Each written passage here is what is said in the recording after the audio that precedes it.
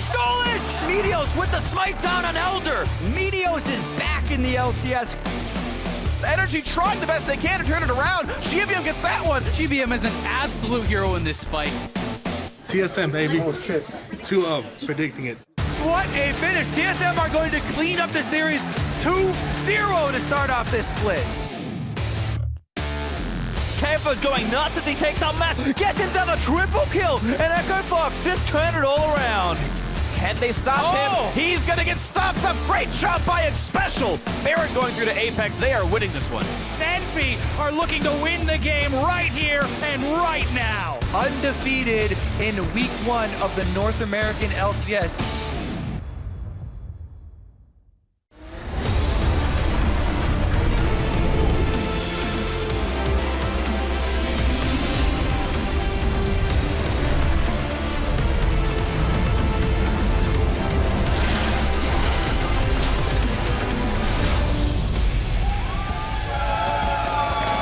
Welcome, ladies and gentlemen, to day 3 of the North American LCS Summer Split. We've got lots of league action lined up for you as teams continue to adapt to the mid-season update and best-of-3 format. All of our teams have played, and today we'll see if any can distinguish themselves above the rest. Of course, earlier today, CLG arrived at the studio just a short time ago, chatting before they head inside, preparing for their matchup.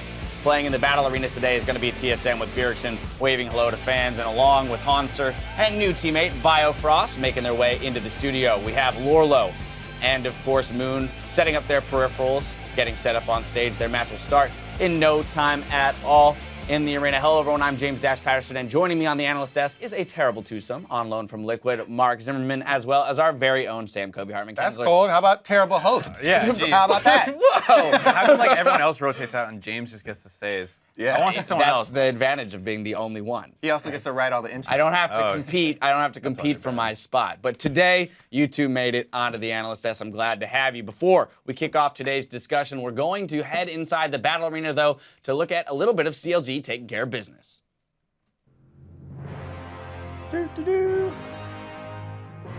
And as is a tradition now, starting today, our champions will be unveiling their championship banner that will rest in the studio for all eternity, commemorating their much-deserved victory in the spring split. Yeah, man. I mean, the Earth theme song coming out as well. This has become. Hold that, Darshan, get great it! Song. As you can see there as well, this will be CLG's second in a row. There it is. We've only ever had teams claim 2 in a row. They're making their way towards number 3 here. Actually, a rocky start for them, losing their first sets. Yeah, well, that's gonna, if anything, I have to imagine seeing that banner wave in the studio is just more motivation. Gonna keep them hungry for that three-peat, remind them of what they have accomplished, but still what they can accomplish. I think it's pretty interesting that you only see 3 teams with banners. I wish there was a little bit more diversity. Maybe Team Liquid could get one up there, but maybe Team Liquid. That's unbiased. yeah, totally unbiased. Wishful of course. thinking, I just want you to see more diversity. It doesn't have to be Team Liquid, but well, the thing about Team Liquid, though, if you throw them up there, it's just more blue. There's a lot of blue and white up there on those flags, and we got a lot of blue pervasive. There you go. Let's switch it up with a little bit of red. Anyway, before we get into our discussion, I want to take some time to remind fans about our switch to a best-of-3 format. And as a result of all the extra games, our move to 2 separate streams. NALCS 1 will be bringing you all the action from the Battle Arena, while NALCS 2 will play host to all the games being played in the more intimate Battle Theater. Of course, both streams will share the analyst desk, and there will be spoilers, so consider yourself warned. With that announcement out of the way, though, let's get into it. Yesterday was our second day of play, and now we've seen each of the teams play in a best-of-3 series. Only 2 of our teams have played twice so far, and Team Envy has turned quite a few heads, starting off the split with victories in both of their matches. yeah, I think it's really interesting. Coming in, I wouldn't have pegged this roster as like one of the 2 teams that's going to go 2-0, or so far have gone 2-0. Right. But I am really impressed by them so far. I think I want to see them against better competition. We've seen them, there are no slouches, and the question is how they match up at the very top level of the NALCS. Yeah, definitely competition is going to be something that comes up. But also, just looking at the individual players and their play in the games, it's very surprising that this is one of the teams that was put together kind of last minute. Yeah. And I've been really impressed with specifically, Seraph's growth over his entire time here in North America. And he really seems to be in a very good spot now. Yeah, I was an OG Seraph hater in a sense. Like that first split where he came in with CLG and he looked in my opinion, very shaky. So seeing his growth through the challenger scene, come back into the LCS, and start turning some heads. And of course, now he's dominating that player of the game standings currently. Just for Team Envy, he has been a rock. He's been a leader so far. Of course, besides Envy, given the first round of play, I want to know what other teams may have turned your heads, caught your eye. For me, it's C9. I think when I heard the 10-man roster idea and I saw that the changes that were made, it really seemed at best like a sideways move. But as you see them play yesterday against Immortals, that was an amazingly close series of games. Every game had a chance for C9 to have a win, and especially that last game, you saw sneaky misposition, which never happens. So that's his one mispositioning for the year, already out of the way. Never again. Yeah. We're done with that. Yeah, not happening We're watching again. you, bro. Yeah, so I mean, it looks really well, good for them, and I'm sure it's just gonna get better. Yeah. Also, I was impressed with Meteos. There are a lot of questions. He's been streaming for a long time. What does North American solo queue streaming do to players?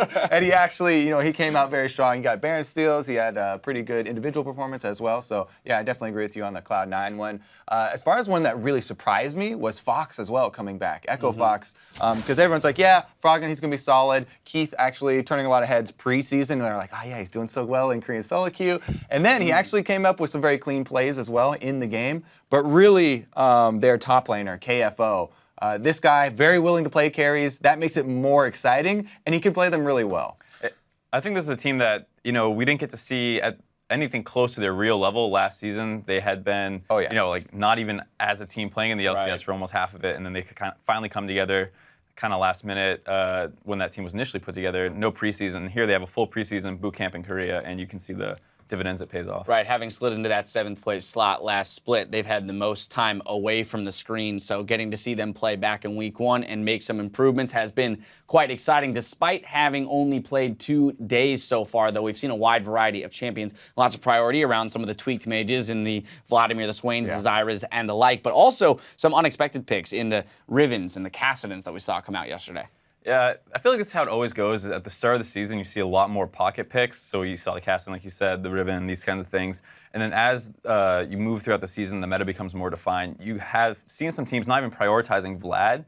So you can see that these little pockets of practice that come up, and the people who aren't prioritizing Vlad, like Immortals apparently doesn't, I'm sure they'll pick that up. That sounds like a Huni champion to me. So, I think it gets more standard the further you go into the season. Yeah, and it is. We are, this isn't even a new season technically. It's the middle of the season, but we had that big patch. Yeah, it's huge. And then there's so many things to figure out. But yeah, the Immortals Cloud9 game, Vladimir goes unpicked, and then every other game where Vlad's in, everybody's crying out, oh my God, this champion's game-changing. It's broken. Why can he heal so much? Yep. Well, that's what the Vampire does. But anyways, the other one that really surprised me actually was the support Zyra pick.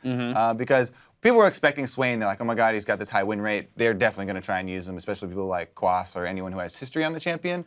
But the Zyra support, they're first picking it in some of the games. And a lot of these supports, it feels like some of them had a lot of success in scrims, just dealing a bunch of damage as support, and they felt really happy with that. Right. Yeah, it's and weird. being able to bring that to the table. We saw Ashe Zyra yesterday, and it almost makes you long for the old sneaky Defeat Cloud9, the ones I who know, were that's actually what's crazy about it. is you saw that played into Cloud9. Either way, let's get ourselves a refresh on our current standings. At the top of the table is going to be Team Envy with sole possession of first place. Apex, Echo Fox, and TSM are tied for second. Immortals is in 5th, followed by Cloud9 in 6th. Counterlogic Gaming is tied for 7th with Phoenix 1 and Liquid, while Energy rounds out the league in 10th. But it's still obviously very early in the split, and those standings can swing wildly depending on who wins today. So let's take a look at the competition. Playing in the Battle Arena over on NALCS 1, you'll see Apex continue their freshman LCS week against reigning champs CLG, after which Echo Fox will face off against Cloud9, and then of course in the Battle Theater TSM and Liquid clash on NALCS 2 stream. Then Immortals and Phoenix 1 take to the stage for the second series. Gentlemen, looking at these 4 matchups that we have today, ones in particular that you're looking at. I think TL versus TSM. We saw TSM look really sharp against CLG. And I'm a little worried that they're just going to smash TL based off what we saw from them yesterday. So that could be a really rough start for TL and a great start for TSM. On the flip side, we have CLG, Kobe, after suffering that 0-2 loss to TSM, they're up against Apex. So one would probably consider Apex to be an easier opponent and looking for CLG to prove something to us. Yeah, today. easier than TSM, I guess, coming into this, because TSM looked really strong. So CLG, I think they're going to rebound in this game, but they are against X-Special, the classic historical kryptonite of kind of Logic Gaming. Killer, yeah. And we'll see how X-Special can do, because he's been performing really well. You know, yesterday he got 2 Player of the Games.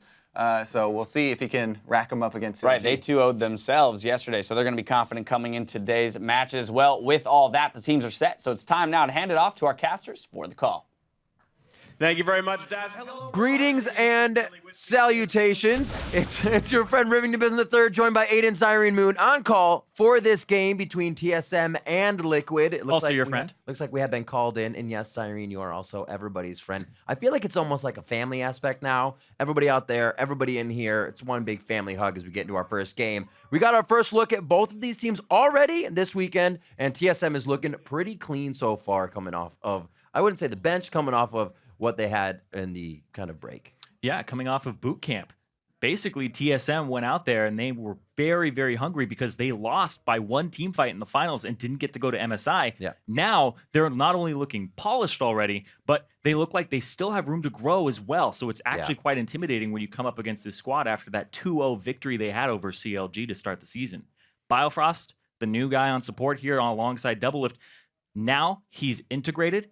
It's a very aggressive team. They're pressuring every lane, and that's how they're winning the game, is they're taking control. Yep. We saw in the first game, they exploited Huhi in the mid lane, Yeah. and then in top lane, the next game, they've recognized the Fiora was the weak point, and then they camped top lane. So they're very good at identifying the weakness and going for it with all the pressure they have. And on the flip side, it's easy to identify for Team Liquid the fact that, you know, Dardock's not there. There's a kind of a hole in the jungle that Moon is trying to fill right now. But all the struggles cannot be blamed in that area.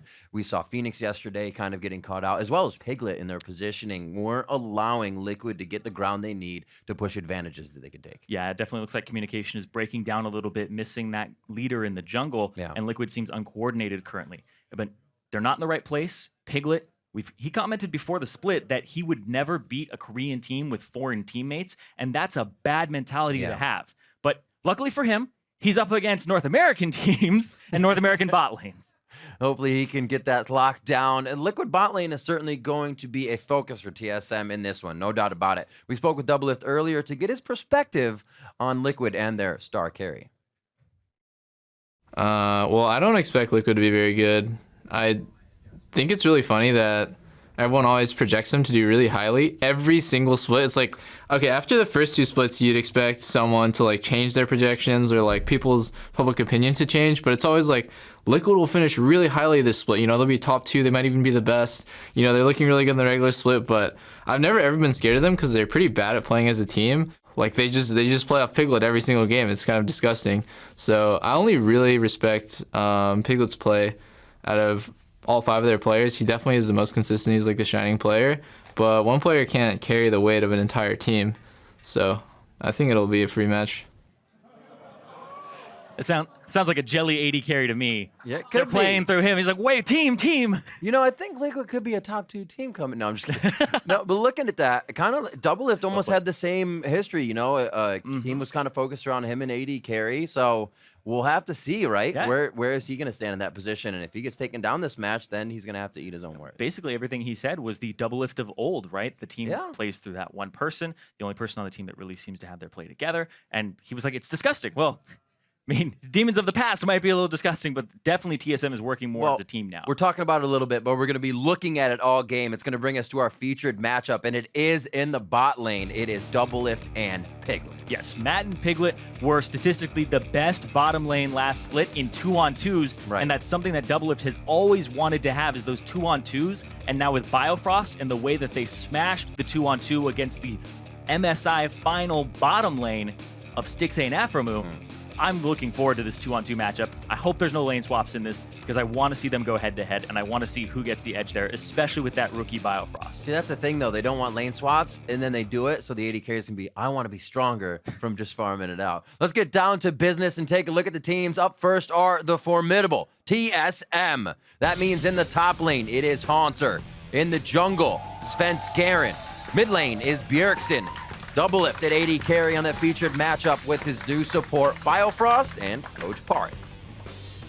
And meeting TSM in battle here today is Liquid. In the top lane, Lorlo. In the jungle, Moon. Mid lane, Phoenix. AD carry, Piglet. Support, Matt. And Coach, Loco Doco. So obviously, Team Liquid know they have the work cut out for them coming into this matchup. It's still something they're trying to, or synergy is still something they're trying to find, while TSM is almost trying to push their boundaries, see what else they can do with this new member on the team, which isn't really like a star acquisition. It's one of the first times they're kind of saying, yeah, we're going to take this player we can build and actually mold to the team with us. Yeah, and it's actually very different spectrums here, because what ended up happening with TSM is this was like, we're going to make this change. We're going to try to get better. They had actually subbed out all 4 of their members last split to actually get this roster, and they recreated it, right? So now, TL, we thought there weren't going to be any roster changes for them coming in. Fans were very hopeful, saying this squad looked really good. They looked like they could be a top 3, top 4 team, and then they got 4th. Don't let ended up stumbling a little bit. 5 games against CLG, and now they come in and they lost a key factor in how they were gaining their early game advantages. So they need to find their identity again.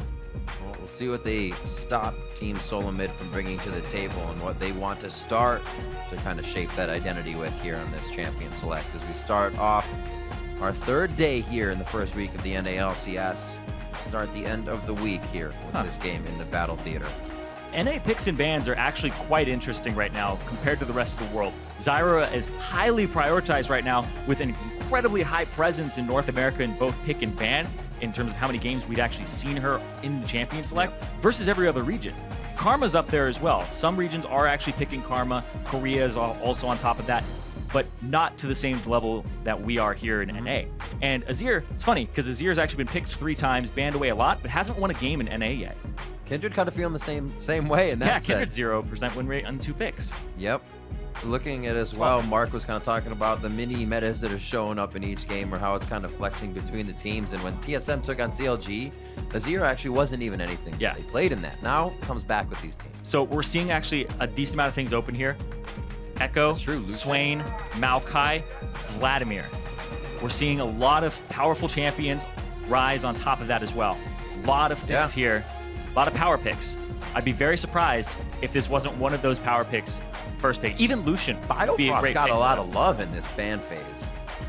Yeah, that's true. They threw a lot at Biofrost. 2 supports. We saw him on Karma.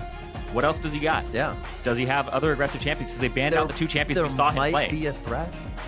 True. But they banned out the 2 champions we saw him playing, so he's going to have to go to something else. That Rise is going to go over to TSM to start off as well. We can see the team of Liquid chatting it up, making sure they know what their picks are. It's the Maokai, it's the Lucian. Why not? You have a great start to a team there, and you can really put anything around it. You have a bit of initiation. You also have a way to peel for your AD carry already. What is going to come out on the side of Team Solo Mid? Been playing pretty methodical. Still a team where we see a slower early game, and then Bjergsen showing up in the late game fights, or Hanser kind of carrying from those late game fights. Yeah. Styles TSM still rolls with. So right now, I assume you'll pick up a jungler, maybe pick up a priority support, possibly the Trundle, which is next in terms of popularity after these 2 in NA. Like you said, possibly a Thresh. The thing with the Trundle is it doesn't give you that type of lane presence that Biofrost has had alongside Doublelift to win the lane. Bard is still there. That's true. Bard is actually... You could actually pull out the Bard for this. Bard is actually rather low priority in NA compared to other regions, so it's actually quite interesting. Junglers as well kind of pushed to the side here. Rek'Sai is going to get picked up, but there were, like you said, there were a lot of other picks left up. And we've seen them roll around as Echo, Rise, Maokai, and Lucian before the jungler does get grabbed. So that doesn't really mean too much for TL. Yeah, show the jungler here. These are flex picks as well. Rise and Echo, you can put one in the top, one in the mid. Both of them are reversible there. But this is big because TSM ended up getting 3 what are S-tier now, S-tier champions after what was banned. Rek'Sai is pretty much next in the tier list after Kindred and Nidalee in the jungle. Rise, top-tier top laner, as well as Echo. So TSM right now basically have everything you want. And TL, a little bit different here. Well, they have the wave clear now, that's for sure. They'll to keep themselves safe if they do get sieged on by this team. Just completely dove over and over again, depending on how good the positioning becomes and the warding from TSM. I could have the work cut out for them. I actually think Anivia is incredibly powerful, especially on this patch, 610. Anivia got a lot of quality of life changes that ended up buffing her and making her feel really good and not so clunky, but it ended up giving her a lot of power, low mana costs that haven't been nerfed, which they are in 611. But Anivia against Ryze, you have the wall to keep him out. You have slows, you have a stun. He usually stands pretty close to his initial point while he's slinging spells because they do have a cast time. You only need a moment to break that. And I expect him to go Strength of Ages, because when you're Anivia and you get Strength of Ages, the health is actually multiplied by 2 because you have your egg. And Ryze typically early on does not have enough mana to kill 2 HP bars. Phoenix can try to go hard in that lane, keep it pushed up, keep Bjergsen in the mid lane. Kind of what he did with Zillion as he was playing against Huhi. Just kept him in the mid lane with pushing waves.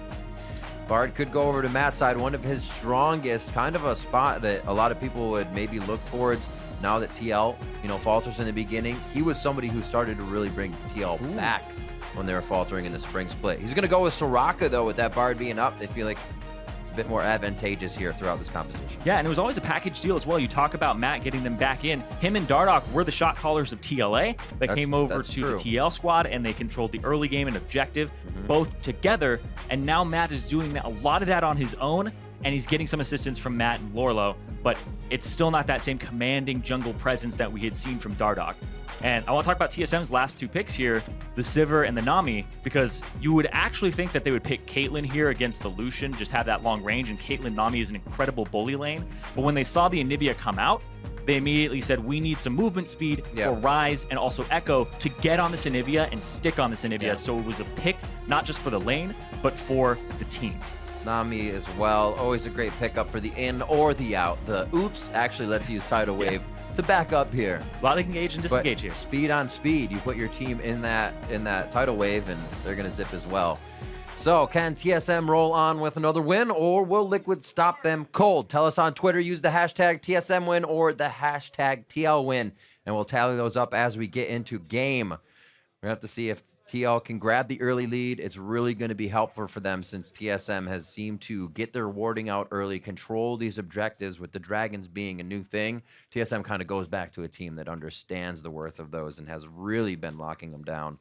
We are just about to get on to the Rift, our final day here of week 1, and we're going to start off in the battle arena, the intimate battle arena. Thank you all for joining us here in this nice close setting. We're going to be on the Rift. It's TSM versus Team Liquid.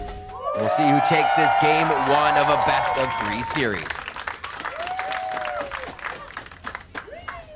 And looking at how the compositions will want to actually execute in the mid-late game, TSM, movement speed, engage, a little bit of disengage as well, but this is a team that wants to run you down, strike swiftly, run past the Maokai, get to these carries, and kill them as fast as possible. The Anivia Phoenix, he'll have a little bit of a wrench in that with his egg, but then you go over to TL side, and everybody's running TP. Double TP for both sides, so split pushing 1-3-1 is a possibility. But this is a team fighting comp. They want a 5v5. They want a 5v5 and have that structure of Maokai in front, have the Anivia long range, and then have the Lucian mid-range with the heals from Matt coming out.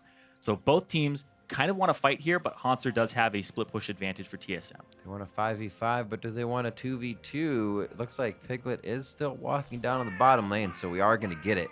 Yeah, TSM's team is actually very interesting because they can run straight at your front, but they can also flank. All these champions are actually quite suited to that, so there's a lot of global presence here as I continue to look at that. One more thing on top of all this, though, is I want to see how the double TP works out for TL, because Lorlo recently, and even near the end of the split, his TPs were not really on point, and Lorlo usually has somebody communicating with him where the TP is going to be coming down. Matt is usually the guy to do that, but I want to see what happens because Moon typically doesn't respond too well to jungle pressure, and as we have seen Svenskeren kind of grow in the playoffs and grow during the start of the season, he is always in the enemy jungle. He pushes up, Bjergsen pushes up, they invade. I want to see how Moon responds if that ends up being the strategy here for TSM. We'll keep an eye on that, and as well in this bot lane here for a featured matchup, Doublift versus Piglet. And the Harass is going to come out very strong in the beginning. Little ebb and flow back and forth as Biofrost gets his attacks in. Doublelift kind of threading in some autos of his own, and they're going for a pretty hard push on this one to get their 2 and make sure they have dominance in the lane. Yeah, there's going to be a lot of attention on Biofrost from a community standpoint as well, because every time TSM brings on a new member or Doublelift gets a new support, everybody is basically putting him under the microscope. Like, how good is this guy? Biofrost was not that spectacular in Challenger on the Dream Team, but he ended up kind of coming into his own, and he's really actually quite good at the bully style, so he fits the style of the team and what they're going for. It kind of reminds me of Adrian. Adrian was named 10Q back in Challenger, and he was not that great of a player, actually. He was missing a lot of Morgana bindings, etc. And now when he's on Immortals, and all he has to do is really play a certain style around Wild Turtle, he doesn't have to go for the Leona plays that he did on TIP and be aggressive. That's very true. Kind of wonder He where suits the those style. went, but yeah, the style has completely changed for him. So Biofrost seems to have that confidence of the team behind him, so he can almost go with the style he came in with. Untempered, the team will follow. If you make a mistake, we'll be right there behind you. Exactly. And that's kind of what TSM has spoken about. If you do this and your lane is not on the same page, your support ends up dying because your AD carry is trying to CS and standing back. Little love there onto Lorlo. He got a good twisted advance, but Hanzo was able to get to 3 proc down and show him just how much it actually hurts to go at the early Echo. No real lead in either lane, no crazy jungle pressure going off with the 2v2s here. We may see some action soon. Ping's going up. It looks like Svenskaren's just going to try to get some scuttled. 25-19. The early level 2 is paid off here a little bit for TSM. Doesn't look like they're able to use it as it just gets pushed under. Matt keeps sustaining up. They saw that. He's like, maybe I didn't want to walk on it. Yeah, you don't. A lot of the times you don't because it gives away your position. Right. But Rek'Sai now going across the jungle systems Yeah. there and counter jungling, and he's also behind Lorlo right now.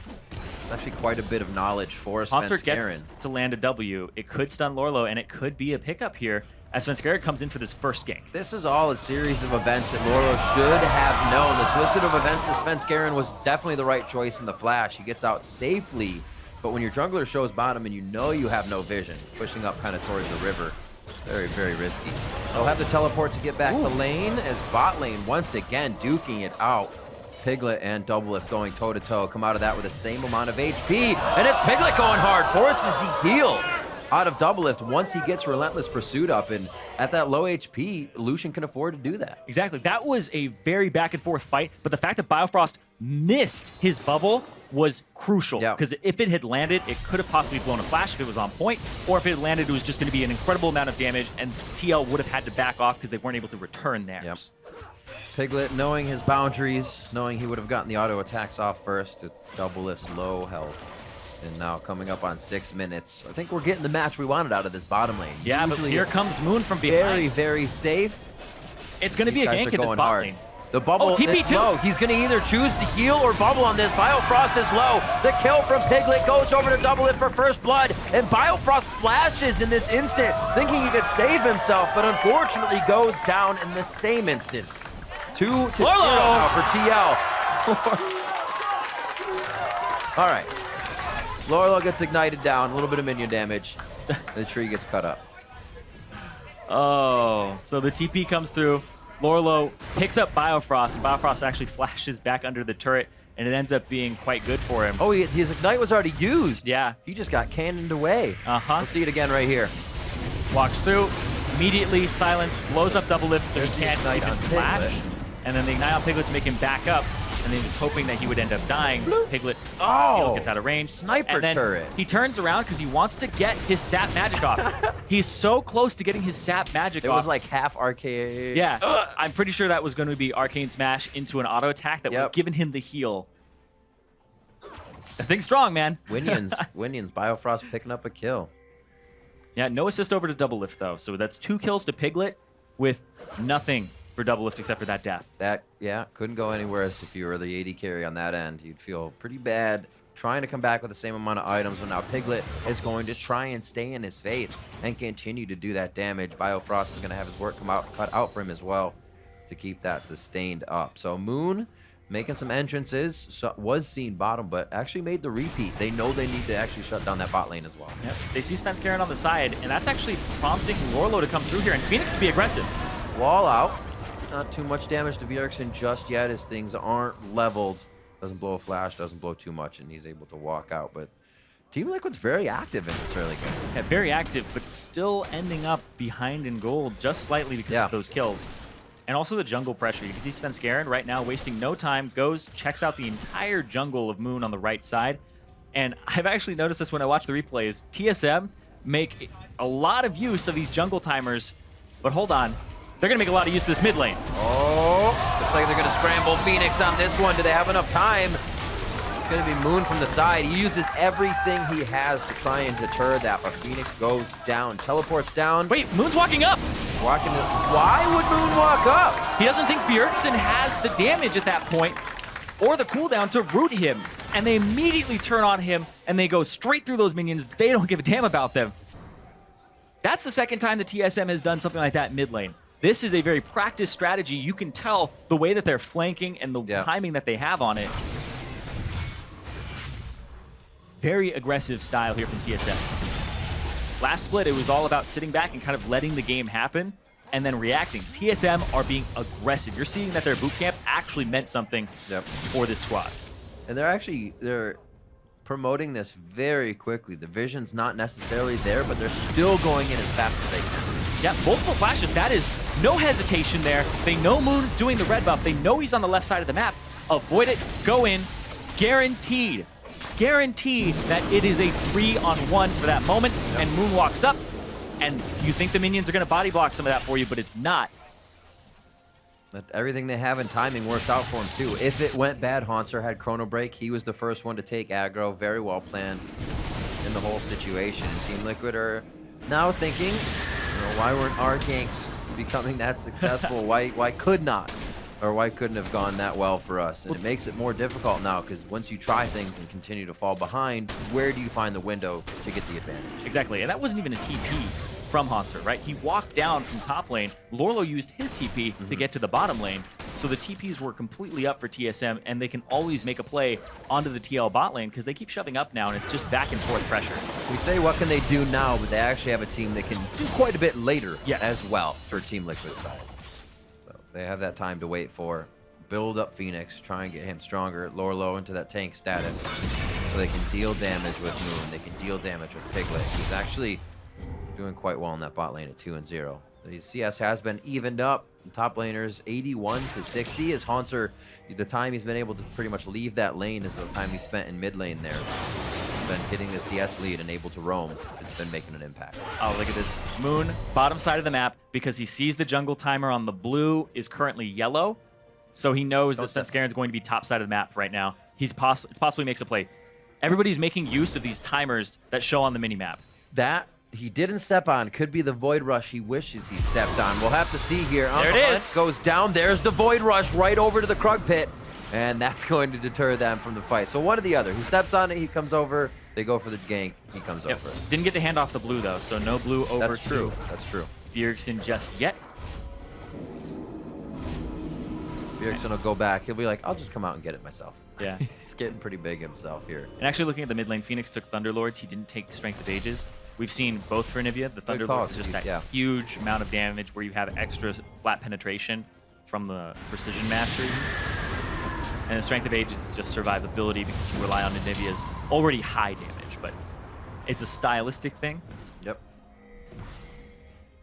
We know Phoenix. He likes to do damage. Yeah. He's the one making plays a lot of the time. Him and Piglet. Matt as well when he's on a Bard on that Janna. This time it's going to be the Soraka for that bot lane, who so far have gotten the featured matchup, I'd say, in their favor for the most part. The rest of the map not going in favor of Team Liquid, however. Strong solo lanes from Bjergsen and Haunter. FLICKR as well getting in on some mid lane ganks here. So TSM is saying, all right, if the bot lane's kind of going to be like that, they're going to be aggressive, Moon will keep being there, we're going to work the other side of it. I'm just looking at how aggressive TSM is being as well. Even just looking at Biofrost's Spell Thief's Edge, he actually has generated 100 more gold from the auto attacking than Matt, But look at this up top. More. Here comes TSM being aggressive again. Lorlo, twisted advance, Vengeful Maelstrom is on. Goes down eventually. 3 is a crowd, and it's too much for Lorlo to take on. They're going to have this turret as well. Maybe a Dragon Answer on the other side, but it looks like they're actually going to be going for the turret as well, yeah. They're actually going to want the kills and the turret. He walked over it. Did they spot it? They pinged it out. Culling, somewhat connecting. He's got to kill him. And out. That TP as well is going to be from Bjergsen. He's just around Tri-Pit. If he can throw the ultimate, they can get some good AoE damage on this. A tidal wave keeps them in position. TSM still going in on Liquid here. He flashes forward. The Rune Prison doesn't hit right away. And now they're on to Phoenix. It does not look like he'll be able to stop himself. He just gets his egg back, and they can't even use it in a fight where the team can recuperate and help him to go down for Liquid. And this is maximization of your time because he's already doing red. Svenskeren already doing red. Moon is going to walk up. Unfortunate. There's not much more you can say about that. Going up, thinking the fight was bot lane, and then my jungle's clear, I'll be all right. To do this, smite the health back, and you were so wrong. Yeah, it's a 4-on-4 for the longest time in the bot lane. Lorlo continues to channel his TP, doesn't cancel it, shows up, so he isn't on that top side, and Svenskeren the entire time is just walking into the red. And Bjergsen, if Haunter had mana, they probably would have gone past that turret, got him, and then pretty much 100%. You can see how aggressive he's been with his Dark Seal. Yeah. 5 stacks on it for Haunter at the moment. Definitely a game to keep an eye on for continuously locking down advantages. See how this bottom play happens once more. TPs. Svenskeren stays top to finish off the turret, I believe. Almost gets the stun and gets the flash, but that tidal wave from Biofrost was so good. That's how they ended up continuing the fight. That's how they got the jump on the bush, or else it would have been a counter there, and it would have been able to give TL the jump. Before this ends, look at all the wards as well. Up the path that Moon is going to take to red. So Svenskeren knew the whole time. He's like, oh, I'll take your red, and you'll be here in 15 seconds. I'll take that kill. He took the so turret, many wards. He stayed there. He had his Void Rush up, and instead of going down and using Rek'Sai's abilities, decides, you know, rest of you guys got this. I'm going to maximize my time, get the red, be a huge bully. And I feel like the change where you can see in Fog of War when the buff is going to spawn has been big for TSM, and they've actually been exploiting that so much. Also, seeing the level advantages here, level 11 to 9 on Lorlo. That's actually huge for second ult. 11 for Bjergsen to 10 of Phoenix as well for that second ult power. So really have a lot to work with on the side of Team Solo Mid, and they're finding ways to pressure that over and over again. Here again, Svenskeren in the face of Moon, and it's even drawing Piglet out. You maybe not get the kill here, but you're being a nuisance, and you're keeping TL away from the experience, away from pushing the lanes. TSM have shown a mastery. I know it's only 3 games, but they've shown a mastery of how to do split pressure. I think the only time I can really knock him for it is Game 2 against CLG, where Svenskeren checked the red buff when Bjergsen was doing his own Raptors, right? Where he got caught out and blown up. But they're showing that they've practiced this a lot, that their communication is much better than it was last split. And TSM, they're making statements pretty much every game that these are going to be as fast as they can possibly make, and they're going to try to close these games out quickly. I mean, TL came in with an idea, hoping that 2 of Biofrost would throw him off. He wouldn't be able to kind of be a link they need in the bot lane, and TSM could crumble there. Still able to come out with the Nami, and still, while they got beat in the bot lane, focus the other side of the map. Well, they're getting Biofrost to show more, which is good, but at the same time, he seems like a well-rounded player. Yeah. When I've heard Doublelift talk about Biofrost, he has nothing but praise for this guy, and they play basically on the same wavelength. They both have the same mentality about how they want to play bottom lane, which is something that Doublelift didn't have with Yellow Stark, because it was all about the roaming with him. It was about winning the map instead of the lane. And Doublelift is like, hey, you pick Nami, you go pick Karma, pick these champions that are going to win the game for us through the lane. And that's what he's all about, is just that pressure. And with the range support meta coming up, Biofrost seems well suited to that, as TSM give Haunter another advantage in the top lane. Yeah, that's a 20-minute Herald, so he will be very happy with that. And it's going to be even harder for Lorlo to step up to him as well when that lane gets pushed up. The warding is still there. Sightstone on Svenskeren. I've been meaning to look at this. Moon has been not able to grab one. So only the Sightstone on Matt, and the wards that TSM has been able to put out make them almost look like even more all-stars, right? The plays seem seamless. Everything just continues to happen. They're kind of putting it in on the plate for themselves here. Bjergsen roaming around, and they're almost doing this freely. One person in the jungle here, one person in the jungle there. They have complete control over the jungle right now. And it's all by pressure. They understand how to advance ward lines. They understand that getting control of the jungle is crucial. I feel quite scared for this bot lane. I feel like it's going to get dove very, very soon. That's what they're saying, because they heard Rek'Sai tunnel. They didn't see him anywhere on the top side of the map for a few seconds. And they're calling Moon down right now. They're saying, you know what, something's probably going to happen here because they're playing a little unusual. Right. Their demeanor changed for a second. If it wasn't going to happen on the siege wave, they probably know they have some room to breathe now. So hold off. Biofrost actually is going to set up a little bit here to see if they can bait somebody out. Doublelift's going to stand off by himself. It's actually a good bait, because we all know Doublelift is sometimes by himself. Yeah, picking up the farm. Svenskeren, though. Oh, ward went over. Didn't see him, though.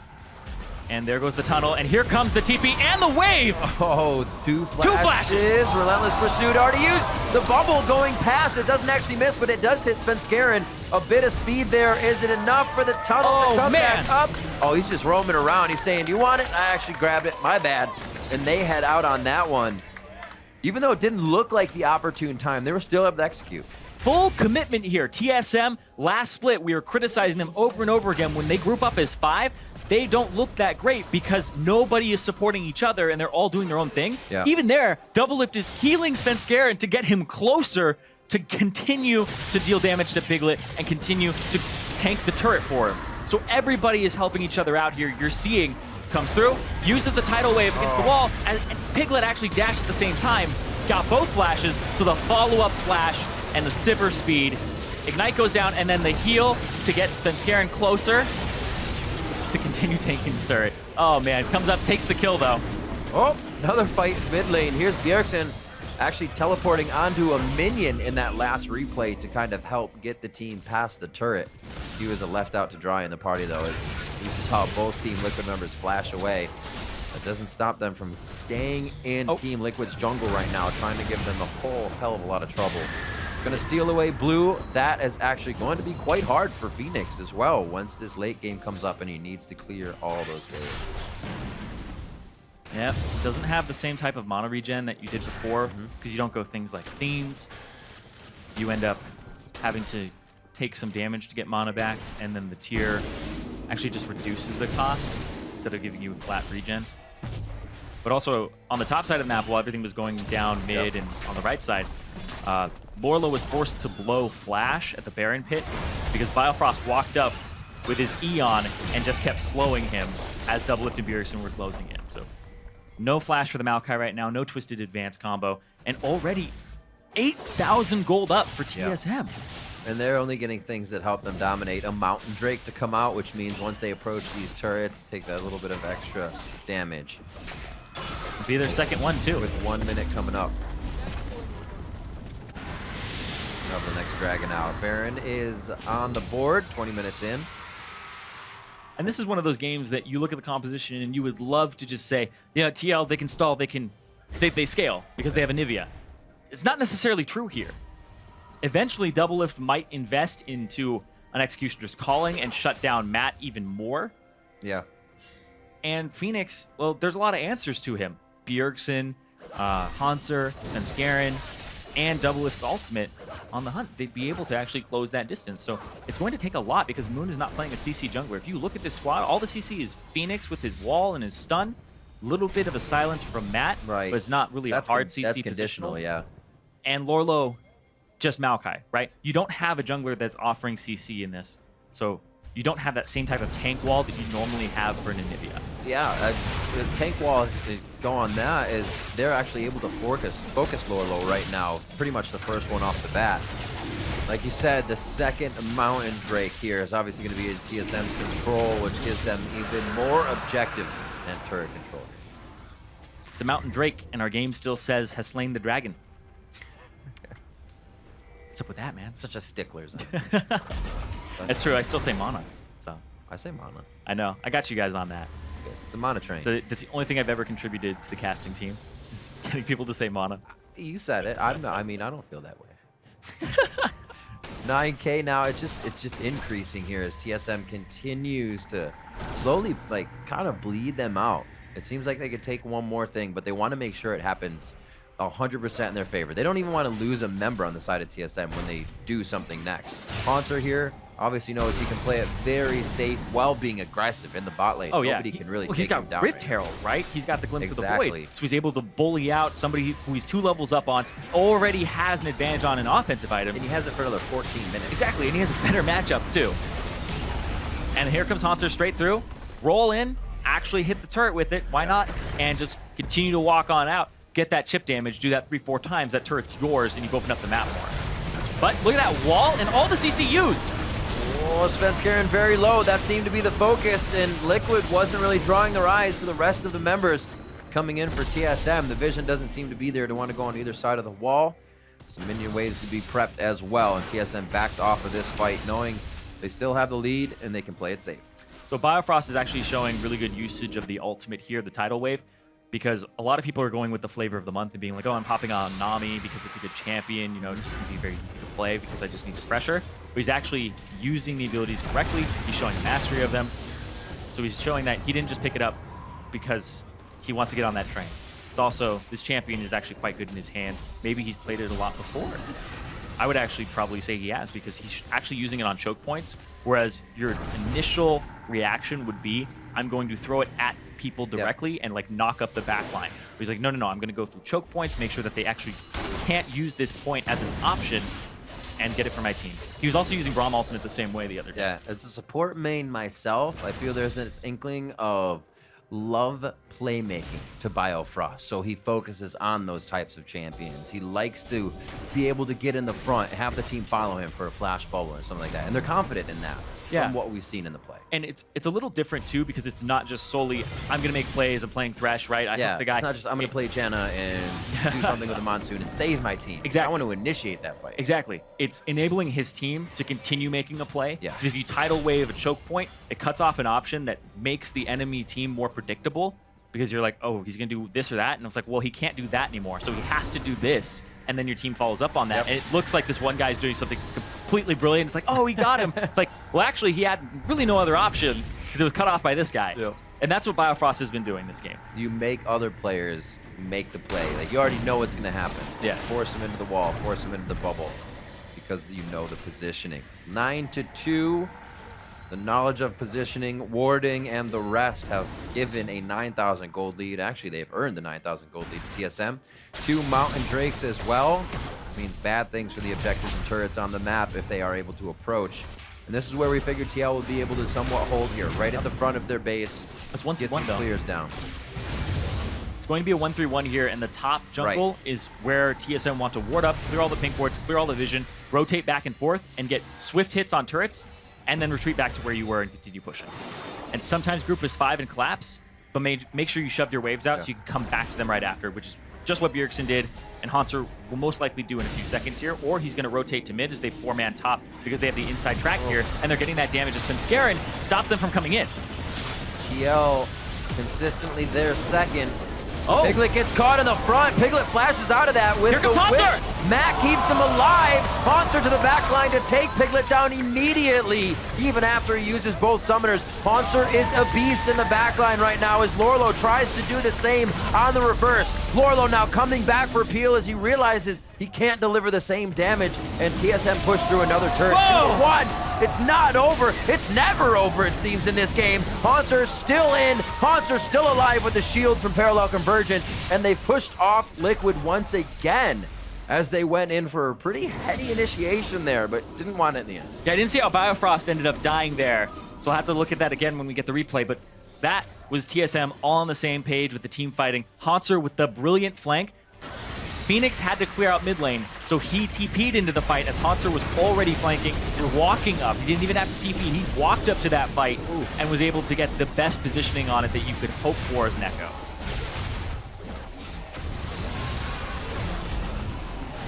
absolutely crushing that Baron down. We'll see this fight once again. As Piglet throws on the Yomuzen right up front. Man, this Rise is just being utilized incredibly well. Silence comes out to try and save Piglet. The Haunter comes in, immediately menace to the backline, goes after Matt. Biofrost, okay, Biofrost does get picked up there because of the wall and because of the damage from Phoenix and the turret.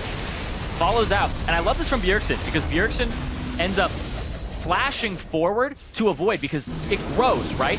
Throws it in, flashes forward so he's no longer going to be chilled throughout the entire duration to take that damage, and they jump onto Phoenix. So that flash was used by Bjergsen to reposition himself. Maybe it could have been a little more optimal, but it doesn't matter because he didn't die. Lorlo will put him in twisted advance range, but it still doesn't matter. I think that was his idea, right? He's like, Well oh, done, you're though. not getting away. Yeah, and that's a great counterplay to Anivia because the ultimate, has that little bit of a cooldown on it when you cancel it. So he's investing a lot of mana to actually keep it out Also there. in the growth, right? You're going to Yep. place it where he was, and Yep. it's not going to grow to his feet if he flashes at you. So he kind of dodged a lot there, as well as getting super hypey. Coming up on 30 minutes now. 54,000 to 41.2. Dragon is up. The Cloud? Looking at that Cloud Dragon, yes sir. The Cloud Drake is up, and they are going to get mid if they decide to go back down. They can sweep that one up for themselves. Yep. I want to see how the AD carry matchup is going. That was our featured. Piglet's at 259 to 272. Double is starting to get quite a few assists in here, and really the utility is working more than, if he had the kills. If he had the kills, he'd be doing even better, but he's still Sivir. He's still giving the team what they need to. And since Bjergsen and Haunter did so well early game, they're kind of just able to provide that damage in. Yeah. Banner of Command as man. well to make things even harder coming out from Biofrost. Well, it's Banner of Command. You have Baron buff. You have 2 Earth Drakes, Mountain Drakes. There you go. And so you 1-3-1. Haunter just got the turret top. He's on the inhibitor. You have the bottom turret taking damage, and now they rotate to mid. Oh, onto Bjergsen! He gets walled in! Looks like they're going to be able to get themselves some nice kills here as Haunter picks up the top. They're still losing a little bit everywhere, but trying to claw themselves back in. And Team Liquid find a few kills, some breathing room, but for how long? TSM is going to be right back to the batting order and at the front door in just a few. Yeah, way too far forward as Anivia approaches level 15. It's actually crystallized max second, so he has max rank wall to wall them into the base, and a good defensive option there. And picks up 2 kills because both Biofrost and Bjergsen had to walk all the way around it. But, oh, Moon. His jungle has not been his jungle this game. How relentless. When you think you have CC to hold him down, but it's just not enough, and then he zips away. Haun's just running around. I gotta get player of the game. I gotta get player of the game. Gotta get it again. He already got it once. Yep. He's running around. He actually changed his Dark Seal into Majai's, sitting on 14 stacks with 208 ability power as Tank Echo. And the big thing about ability power when you're able to get it, it's this gigantic luxury because Echo is balanced around being an assassin and AP. So it actually has an incredible 1.5 AP ratio on the shield. So his shield has gained 312 more shielding. Who knows? Because of 200 AP. Maybe he's got Huni scratching his chin. He's like, tank and damage? You can do both? What is this? Some people were talking about going Rod of Ages into tank or Rod of Ages Abyssal into tank. There's a lot of Echo builds currently on 6.10. 6.11, he has been nerfed in multiple ways. So, don't completely recommend trying it out just yet. Do not try. I have not tried, so I cannot recommend it in confidence. It's a nice guy recommendation. Yeah. Save yourself. But Haunter on the left side of this last inhibitor turret, and they have to defend it. Wall is going to be down now. Doublelift has the ultimate, and this is going to be the engage coming out. Haunter is just toying with the back line right now. Phoenix looks like he gets taken down, scrambled up once again. Lorlo tries to stay on the front line to mitigate some of that damage with his ultimate, but it's not going to be enough. TSM are just cruising through the base, cruising through Team Liquid's members, and they're going to be looking for the Nexus turret soon. The minions are there. The damage from 2 of the Mountain Drakes, as well as the Baron. I believe the Rift Herald is even still on Haunter right now. He got it at 16 minutes, so he's good to go. They're going to be on the Nexus turrets. They're going to be on the Nexus. TSM will look to take game 1 of the series over Team Liquid. And the saying, if they take an inch, they're going to take a mile, has never meant more for TSM. This squad looks incredibly aggressive. They have pressure in every lane, and they group up and they identify where the opportunities are so quickly to the point that Hanser ends the game with 25 Magi stacks, maxed out. Everybody in this game you could talk about because they all stepped up and performed incredibly well. This is a scary TSM squad, and the more they play like this, the more you want to see that TSM Immortals matchup way later on. Yeah. Because this looks like they're in form right now. It looks like they did not take that loss at MSI lightly. No, not at all. Sorry, in the finals to Right. not make MSI lightly. I knew what you meant. Looking at that as well, CLG, they kind of pressure team solo mid. We have to realize, though, here, Liquid rebuilding themselves. TSM, they are confident in their play, though. As you said, they continue to go with the aggression that they know, and they didn't allow Liquid any room to get back into that game. They said, yeah, you're going to have the clear, maybe the wave clear once we push in, but we will be so many levels up before that point.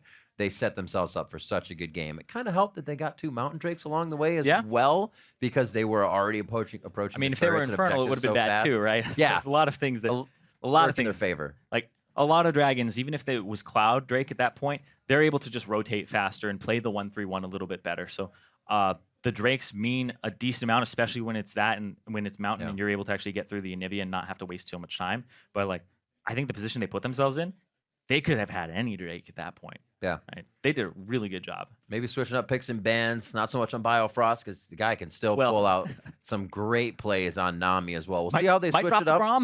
That's what the series is all about, though. That's what the best of 3 is. You can switch it up, you see your opponent, and you adapt. The analyst has some comments on this game as well, so let's check in with Dash. Thank you very much, Riv. Yeah, we got a few comments on that game. Team TS. There you go. TSM, man. I mean, wiping the floor with Team Liquid in that first game there. After a somewhat slow start, 8-minute mark, though, even, they break it open with Quick going to that mid lane, setting Bjergsen up for success, both in this series as well as the series that we saw against CLG, definitely putting a lot of focus into that mid lane. Yeah, people are going to point out, oh, it's just TSM, they're camping mid again, everybody. Bjergsen is pushing up this turret every time. Bjergsen's doing the first part of the work where he's getting lane control, he has kill pressure, he's weakening the opponent. Then they set him up and everybody converges. Right, there's a difference between having a play style and like forcing it and having a play style and doing it well. And I think that's the difference between the two teams is like TL has a bot-centric play style and they're over-forcing it, and TSM has a more mid-centric one, but you still see Sven really impacting top lane and bot lane, these other things. But, you know, it all kind of starting through mid.